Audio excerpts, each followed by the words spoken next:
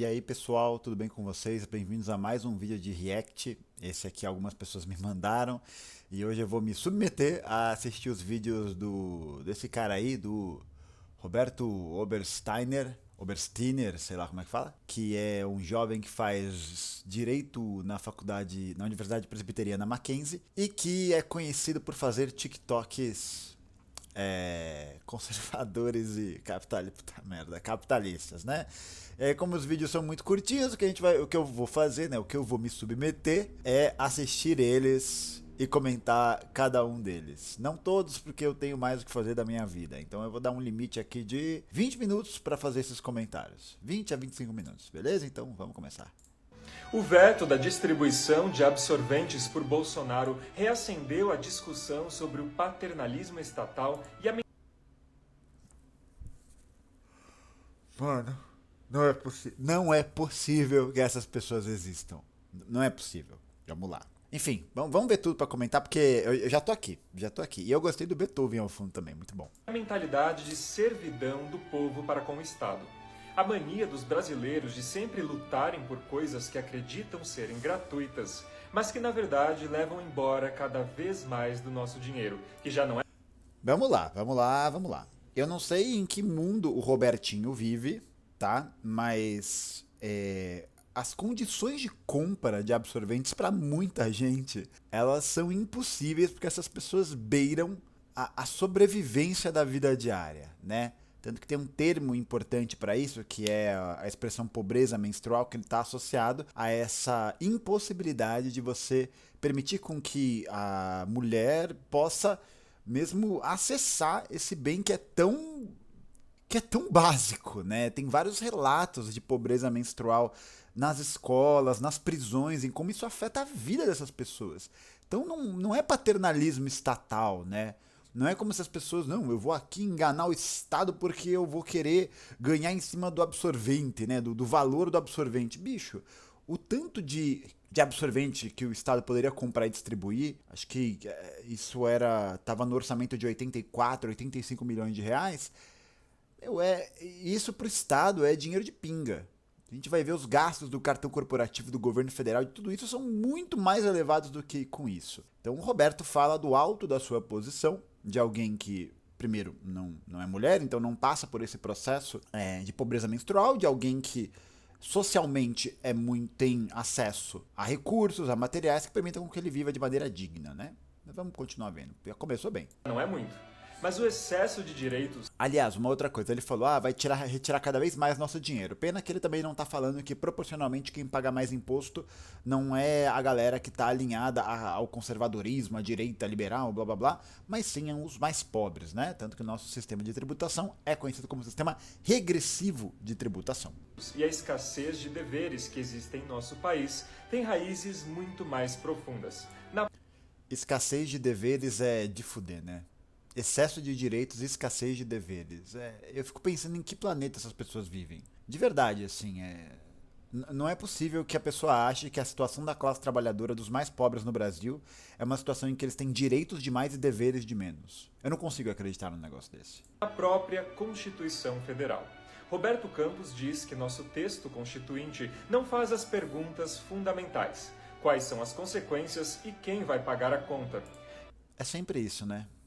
A lógica neoliberal é sempre isso. Quem vai pagar a conta? Quais são as consequências? Porque afinal de contas é muito mais importante nessa visão ter responsabilidade fiscal do que você garantir a vida digna para uma pessoa. Essa é a visão liberal do mundo. É essa a ideia, né? Não é à toa que ele está criticando também o paternalismo estatal. Que fala em conquistas sociais como se fosse possível eliminar a pobreza por decreto. Por decreto não. Por expropriação dos meios de produção...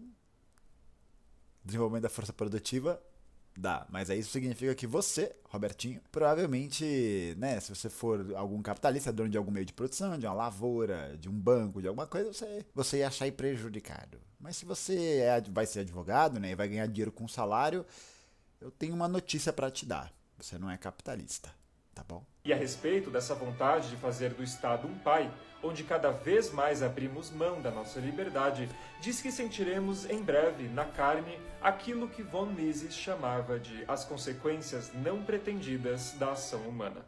Bicho, o maluco citou Mises. Mises foi um dos defensores do fascismo.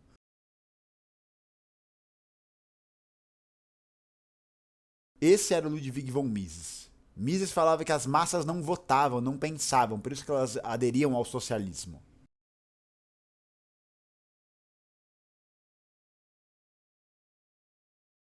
É esse tipo de gente que ele tá fazendo. Meu, é isso, né? É mais fácil você criar logo ali um panteão sagrado de deuses do livre mercado, de deuses da grande sabedoria. Tem que acabar o voto para analfabeto. É isso que, por exemplo, o Robertinho está dizendo, né?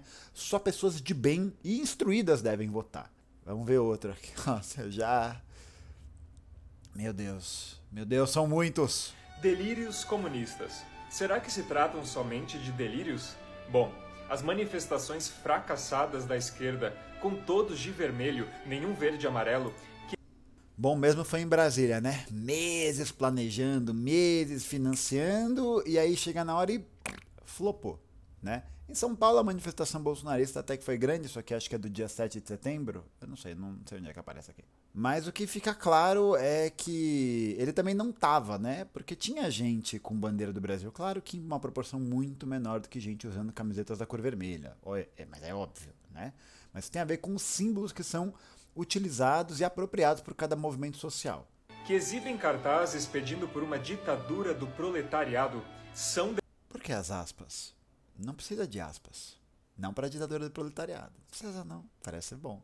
Mas ele claramente não entende o que significa ditadura do proletariado, né? Nunca deve ter lido Marx. democráticas? Ah, peraí. Só uma coisa. As hashtags são maravilhosas, né? PT nunca mais. O cara está considerando que o PT é um partido comunista. É isso, gente. Esse é o nível do delírio do jovem. Não é delírio não, tá? É importante salientar isso, que não é um delírio. Na verdade, isso passa pela constituição de uma ideologia profundamente anticomunista que é fomentada e patrocinada por vários institutos liberais, por vários institutos de formação liberal e que é articulada junto ao discurso de pessoas como Bolsonaro, Paulo Guedes, a famosa terceira via, os oportunistas e tudo isso. Então é um discurso que é vinculado, de certa maneira, para continuar garantindo a supremacia do poder da burguesia nacional. Dependendo de qual lado estiver a tirania, ela se torna democrática? Não é preciso nem Bom, ele não sabe do que ele está falando, né? Porque ditadura do proletariado não significa que, né, isso a galera costuma achar, União Soviética, Cuba, Venezuela, olha. União Soviética, é isso, é o discurso, tá entrando na minha cabeça. União Soviética, Cuba, Coreia do Norte e tal, são ditaduras, né? Na verdade, tudo é resolvido dentro dos âmbitos do partido, através de conselhos, através de votações, em que o povo realmente participa, né? Não é igual a democracia burguesa, em que a gente tem um monte de partido e ideologicamente eles não representam o povo. E aí o povo vota no seu representante e aí fica elas por elas. Nada na materialidade se altera. O povo não intervém na política, na praxis política, né? na prática política. Ele elege representantes e seja o que Deus quiser. Não é à toa que a democracia burguesa se esforça tanto em não permitir com que candidatos ligados a partidos revolucionários ou programas políticos que representem a classe trabalhadora sejam eleitos. A democracia burguesa é isso. Qual que é a diferença ideológica entre o DEM, o PSL, o PSD? Qual que é a diferença ideológica entre eles? Nenhuma. A real é essa, todos eles representam os mesmos grupos sociais. A direita tradicional, a burguesia brasileira. Então a gente não vive na grande democracia, né? A gente vive na ditadura da burguesia. Mas é muito difícil encarar essa realidade. nem dizer que a maioria da população está em alerta quanto a isso. O brasileiro acordou, vem buscando conhecimento e se envolvendo cada vez mais nesse aspecto tão importante da O gigante acordou! Quem lembra dessa? sociedade, a política. E após notável amadurecimento, podemos afirmar que a maioria do Brasil não se veste de vermelho. Afinal, como disse Ronald Reagan dos Estados Unidos, os comunistas são as pessoas que leram Marx e Engels, e os anticomunistas são aqueles que entenderam.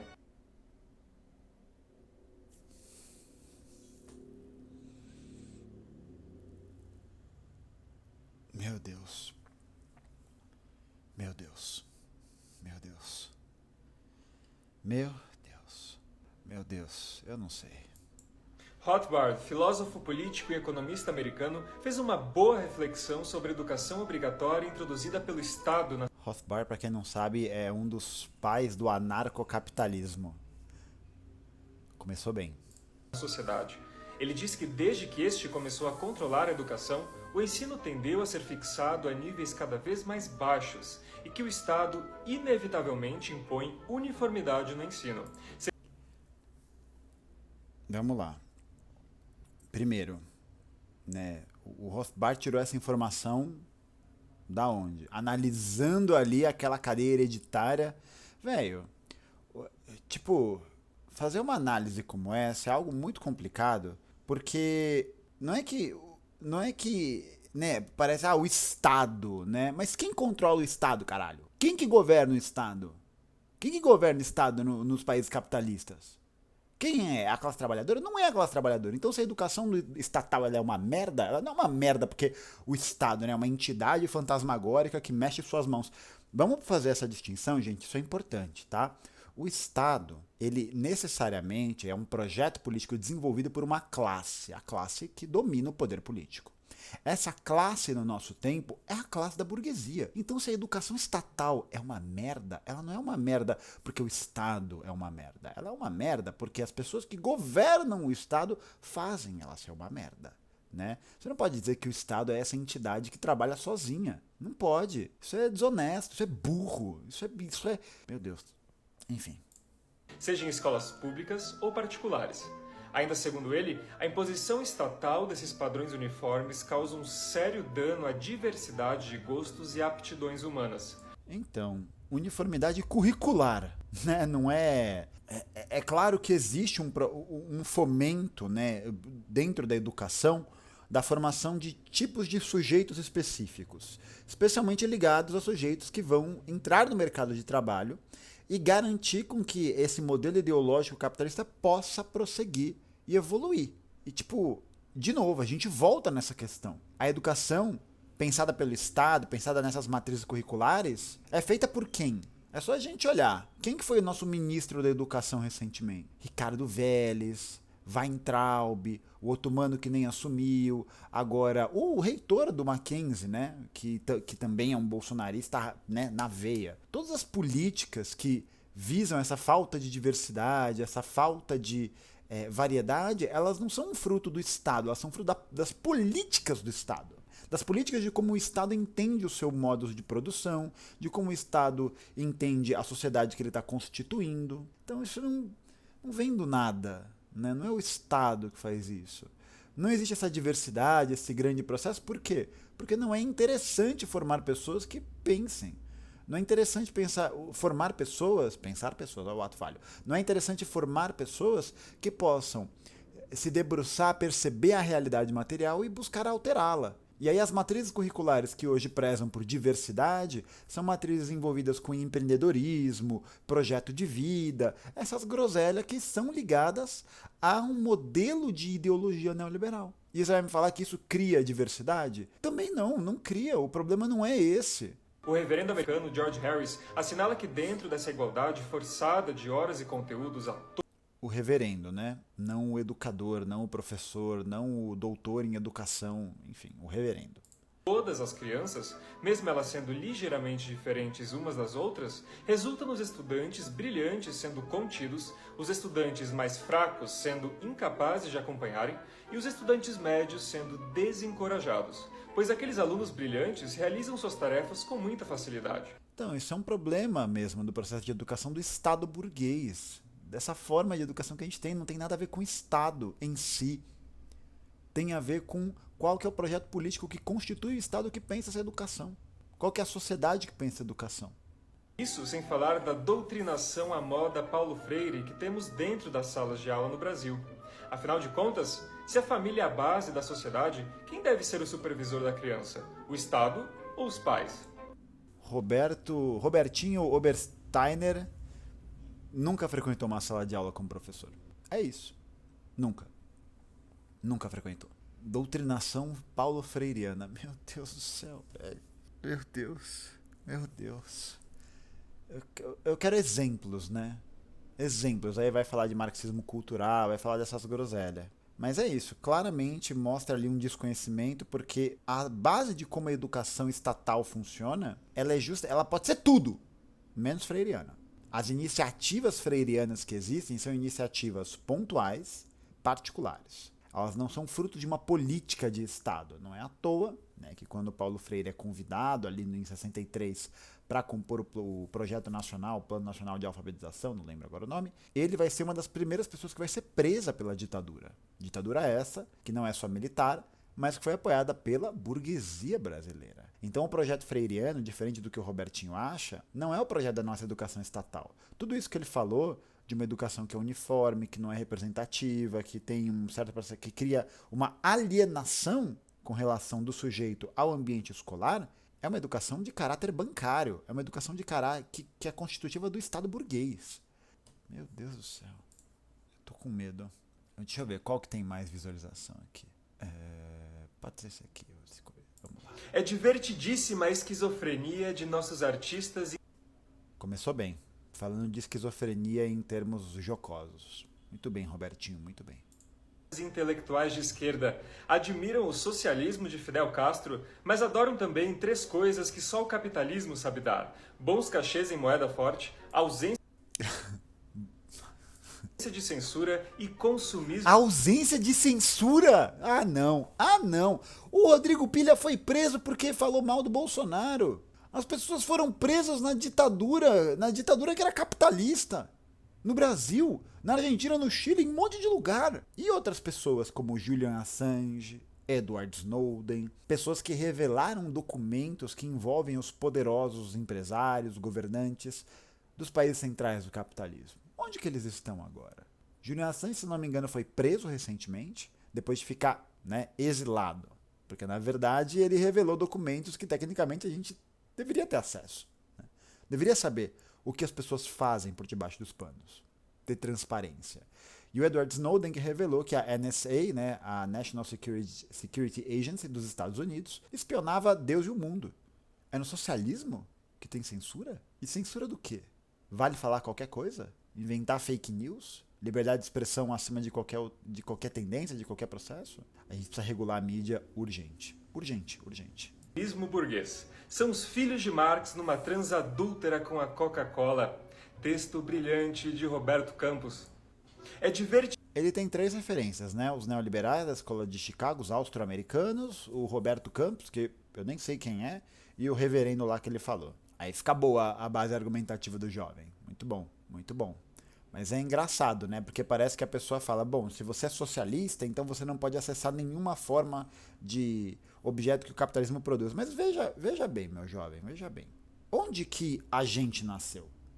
Eu e o Robertinho. A gente nasceu no Brasil, um país de terceiro mundo, de capitalismo dependente, onde a gente tem um histórico muito grande de uma elite, de uma burguesia, uma burguesia latifundiária, uma burguesia financeira, que come todas as formas de vida da classe trabalhadora. E a gente vive numa sociedade de mercadorias. E se a gente está inserido de uma sociedade onde as mercadorias prevalecem, seria um pouco irreal, mas faz parte, Neoliberal adora falar, mas, e se, imagina que... Se a gente vive na sociedade das mercadorias, spoiler, a gente depende delas para sobreviver. Talvez a gente possa consumir mais eticamente, consumir com mais consciência, tudo bem. Mas não tem como a gente exigir que cada sujeito vire um menino lobo e se isole do mundo e não consuma essas coisas. Mesma coisa. É socialista, mas ganha dinheiro porque faz as coisas. Porque eu preciso de dinheiro para sobreviver. Eu não posso chegar para Eletropaulo. Nossa, Eletropaulo é coisa de velho. Eu não posso chegar para a empresa de energia elétrica, para a empresa de gás e falar, eu não tenho dinheiro porque eu sou socialista. Ela vai falar, tudo bem. Muito raso, muito fraco. Muito fraco, muito, muito fraco. Mais um, o último porque... Não tenha vergonha de dizer que você é capitalista. O capitalismo, nome pejorativo inventado por Karl Marx para dizer... Eu não vou nem zoar a dicção, tá? Porque isso é feio. Mas não é um nome pejorativo. É porque a geração de riqueza através do controle dos meios de produção. Mas a geração de riqueza não para todo mundo, né? A geração de riqueza para quem explora a força de trabalho. Isso é uma outra coisa. O capitalismo basicamente é um modelo socioeconômico em que a sociedade é voltada para a produção e consumo de mercadorias. E essas mercadorias vão ser obtidas pela classe trabalhadora que não detém os meios de produção e que, para sobreviver, depende necessariamente da venda da sua força de trabalho. Isso é a definição de capitalismo. É o sistema socioeconômico em que existe exploração da força de trabalho que garante a sobrevivência da classe trabalhadora. E aí ela vai precisar consumir essas mercadorias para poder sobreviver, e essas mercadorias são novamente incorporadas ao sistema por quem detém os meios de produção. Tá bom, Robertinho? Descrever a sociedade de livre mercado é o que possibilitou a humanidade prosperar. Humanidade, né? Humanidade. Eu pergunto, aonde que na Ásia o capitalismo deu certo? Aonde que na América Latina ele deu certo? Aonde que na África ele deu certo? Aí eles vão pegar os exemplos, né? Singapura, Hong Kong, Coreia do Sul. Legal. 3 exemplos. E o resto? A condição natural do ser humano era a pobreza. E vejam só. A condição natural do ser humano era a pobreza, gente. É isso. O que ele tá chamando de condição natural, velho? Meu Deus. Por causa do capitalismo, da produção em massa de bens de consumo, hoje até a mais humilde das residências possui itens que deixariam reis e rainhas do passado com inveja. Mas o desenvolvimento dessas forças... Então, o capitalismo ele foi muito importante para o desenvolvimento das forças produtivas. Isso é fato. Foi mesmo. O próprio Marx atesta isso. Agora, dizer que ele garante o acesso de todo mundo a esses bens, isso é mentira. Isso não é verdade. Isso não é verdade. As pessoas no Brasil mal tinham geladeira há 10 anos atrás. E o Brasil já era capitalista há 10 anos atrás. Nossa, tô velho também. Há uns 20, 25 anos atrás. Não tinham geladeira, não tinham gás de cozinha. E o Brasil era um país capitalista. Como ar-condicionado ou uma simples máquina de lavar. O smartphone, um objeto relativamente... A mais humilde das residências tem um ar-condicionado. Comenta aqui embaixo se você tem ar-condicionado na sua casa. Só para eu fazer uma pesquisa. É pro meu TCC. Totalmente irreal. O jovem tá delirante. Delirante. O jovem está... Pure ideology, né? Tá imerso completamente na ideologia. Pequena e que abriga milhares de funções que no passado eram realizadas por pesadas máquinas, tornou-se comum. O trabalhador também é consumidor. O capitalismo não é perfeito. O trabalhador, ele só é consumidor, né, na sociedade de mercadorias. É só isso que o Estado exige dele, né? O Estado burguês exige dele. Que as forças da classe dominante exigem dele. Que ele consuma e só. Mas nele, a inteligência e a inovação são valorizadas.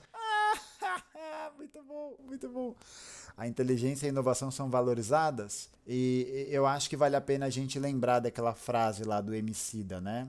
Quando ele é indagado pelo Luciano Huck sobre a participação da elite do Brasil agora nesse momento difícil da nossa sociedade, sobre quantos possíveis emicidas existiram, mas que foram pra vala. Eu tenho minhas dúvidas, assim, quando eu escuto o Luciano falar desse convite a esse 1% e dessa predisposição, de alguma forma, desse 1% participar dessa redistribuição de riqueza, porque não faltaram oportunidades em conjunturas melhores para que esse 1% participasse dessa discussão e realmente pegasse as rédeas. Inclusive, até a palavra que eu utilizo é outra, assim, eu não utilizo a palavra elite porque o significado da palavra elite é o que uma categoria tem de melhor, sabe? E eu acho que se referir a pessoas que têm dinheiro somente como a elite da categoria humana, parece que a pirâmide da humanidade é definida pelo acúmulo, saca, mano? Então eu acho que a palavra correta para isso é burguesia, porque a diferença dessas pessoas para as outras é o dinheiro. E várias dessas pessoas, a única coisa que tem é o dinheiro. Uma coisa que eu escuto muito, né, quando a gente vai fazer uma crítica a esse tipo de sistema, é que, mas você é um cara bem sucedido. Você vende seu disco, você vende o seu show, você nasceu num barraco de madeira e agora você está numa casa confortável.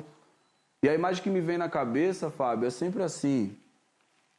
Imagina que você está num penhasco, contemplando uma imagem maravilhosa, e vem alguém e empurra você desse penhasco, tá ligado? Aí você se lasca todo, quebra um braço, se enrosca, agarra num cipó, consegue escapar ali depois de tempos e tempos, com a perna quebrada, todo escalavrado, se perdeu, bateu a cabeça, perdeu a memória, uma pá de desgraça te abateu, você consegue colocar a mão no penhasco de novo. E a pessoa que te empurrou fala assim: tá vendo? Fiz isso aí pra mostrar seu potencial. Tá ligado? Essa gratidão que as pessoas tentam impor para pessoas como eu, tá ligado? Não houve um prontuário, um protocolo, um cadastro que eu assinasse e dissesse eu escolho esse sistema econômico. Eu nasci dentro dele, tive que me debruçar e infelizmente, para cada emicida que chega até aqui, quantos vão pra vala? Sacou, mano? O capitalismo não valoriza inteligência e inovação. Não é isso. O capitalismo valoriza inteligência e inovação de quem já consegue sobreviver, de quem tem tempo para se dedicar a isso. Imagina quantas pessoas geniais já não passaram pelo mundo, nas comunidades mais carentes do Brasil, e não puderam desenvolver suas aptidões, não puderam desenvolver suas plenas capacidades porque estavam ocupadas tentando sobreviver. Então gênios como Jeff Bezos, Elon Musk, Mark Zuckerberg, Bill Gates, blá blá blá, essa galera tinha a estrutura material que permitiu com que eles pudessem pensar e ter suas ideias. E também é importante lembrar que todos esses grandes capitalistas que tiveram suas fortunas construíram elas com base em políticas eticamente questionáveis, né? Como dumping, cartel, monopólio, uso de patentes desenvolvidas pelo Estado. O Jeff Bezos e Elon Musk nunca conseguiriam lançar um foguete se não fosse pela NASA. E mesmo assim, né, a NASA, há 60 anos atrás, já havia desenvolvido tecnologia, uma agência estatal, havia desenvolvido tecnologia para mandar um homem para fucking Lua. É isso. A iniciativa privada bebe das tecnologias desenvolvidas pelo Estado e depois fala que é delas. E não é. Estimulando os seres humanos a buscarem conhecimento cada vez mais e, com isso, garantir uma brilhante evolução para todos nós. É foda, viu? Mas claramente ali o jovem está imerso no processo de ideologia liberal, porque o capitalismo não faz isso. É só você olhar em volta de todas as sociedades que a gente vê que se desenvolveram. O que ele produz é exploração, o que ele produz é miséria, para a benesse de meia dúzia de pessoas. Dentre essas pessoas, o pobre Robertinho acha que ele é um dos beneficiados. Então, a não ser que ele seja um burguês, a não ser que ele seja um capitalista, a não ser que ele seja dono de uma grande firma de advocacia ou de qualquer coisa assim, ele não, né? A família dele, tudo que o capitalismo produz é baseado em expropriação, é baseado em exploração da classe trabalhadora, é proporcionado pelo ganho através da miséria, através do lucro em cima de bens que deveriam ser corriqueiros da vida. O capitalismo não premia inovação e inteligência, nem permite com que a gente possa sonhar. Porque sonhar para o capitalismo significa se desligar da sua tarefa produtiva. E se o capitalismo é o modelo, enfim, né, o sistema econômico que opera a partir da exploração da força de trabalho da classe trabalhadora, não há tempo para isso, né? Espero que vocês tenham gostado de mais desse react. Não se esqueçam de se inscrever no canal, dar o joinha, compartilhar o vídeo com o seu amiguinho liberal e mandar para os seus tios do WhatsApp. Então é isso aí, gente. Um beijo, valeu e até a próxima.